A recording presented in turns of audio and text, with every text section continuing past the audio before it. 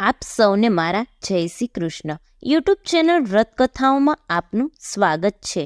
આજે આપણે આ વિડીયોમાં સાંભળવાના છીએ મહાશિવરાત્રિનો તહેવાર કયા દિવસે છે, એમના શુભ મુહૂર્ત અને મહાશિવરાત્રિના દિવસે ભગવાન શિવજીની પૂજા કઈ રીતે કરીએ તો શિવજી આપણા પર પ્રસન્ન થાય છે. તો ચાલો જાણીએ. સૌ પ્રથમ શિવરાત્રિ કયા દિવસે છે. મહાશિવરાત્રિ હિન્દુ ધર્મમાં સૌથી શુભ તહેવારમાંનો એક છે.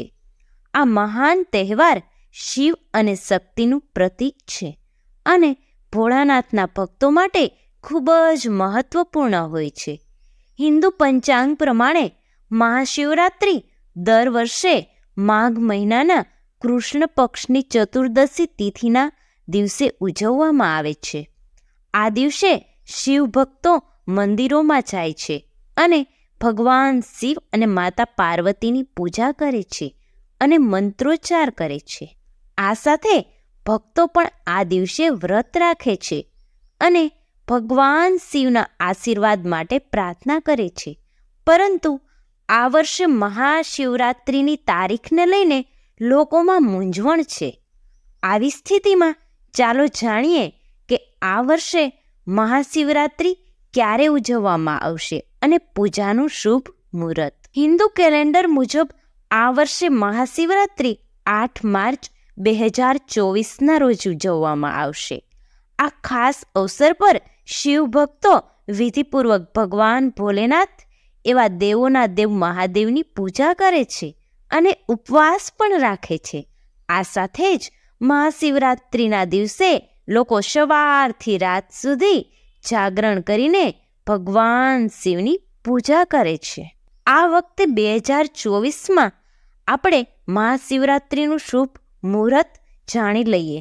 પંચાંગ અનુસાર માઘ મહિનાની કૃષ્ણ પક્ષ ચતુર્દશી તિથિ 8 માર્ચ 2024ના રોજ રાત્રે 9:57 વાગ્યે શરૂ થશે અને 9 માર્ચ 2024ના રોજ સાંજે 6:17 વાગ્યે સમાપ્ત થશે.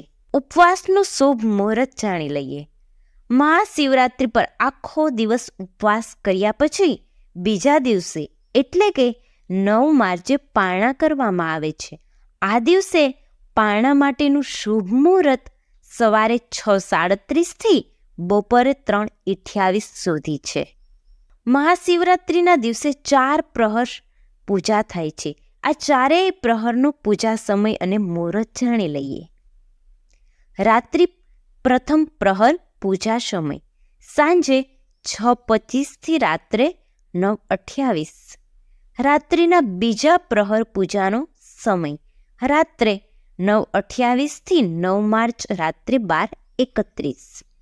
રાત્રિ તૃતીય પ્રહર પૂજા સમય બપોરે 12:31થી બપોરે 3:34. રાત્રિ ચતુર્થ પ્રહર પૂજા સમય બપોરે 3:34થી બપોરે 6:37. હવે આપણે જાણીએ મહાશિવરાત્રિ શા માટે ઉજવવામાં આવે છે. ધાર્મિક માન્યતાઓ અનુસાર મહાશિવરાત્રિના દિવસે ભગવાન શિવ અને માતા પાર્વતીના લગ્ન રાત્રે થયા હતા. એવી પણ માન્યતા છે કે મહાશિવરાત્રિના દિવસે ભગવાન શિવ પ્રથમ વખત પ્રગટ થયા હતા. કહેવાય છે કે આ દિવસે 64 અલગ અલગ સ્થળોએ શિવલિંગ પ્રગટ થયા હતા. એવું માનવામાં આવે છે કે આ દિવસે ભગવાન શિવની પૂજા કરવાથી વ્યક્તિની તમામ પરેશાનીઓ દૂર થઈ જાય છે. તો હવે જાણીએ મહાશિવરાત્રિના દિવસે ભગવાન શિવની પૂજા વિધિ. મહાશિવરાત્રિના દિવસે વ્રત કરનારે સવારે બ્રહ્મ મુહૂર્તમાં જાગી જવું અને દૈનિક ક્રિયા કરી સ્નાન કરી અને શિવજીનું ધ્યાન કરવું અને શિવજીની પૂજા કરવી. તો કેટલાક 4 પ્રહરની પૂજા કરીને શિવની આરાધના કરે છે. શિવના અસંખ્ય નામોમાં કોઈ તેમને ભોળાનાથ માનીને પૂજા કરે છે તો કોઈ તેમને અર્ધનારીશ્વર સ્વરૂપે તો કોઈક તેમને મહાકાલ રૂપને. આમ એક જ શિવના અનેક રૂપ જે પ્રખ્યાત છે અને પૂજનીય છે. મહાશિવરાત્રિની પૂજા તમે ઘરે પણ કરી શકો છો અને શિવ મંદિરમાં જઈને પણ કરી શકો છો. મહાશિવરાત્રિની પૂજા તમે ઘરે પણ કરી શકો છો અને શિવ મંદિરમાં જઈને પણ કરી શકો છો.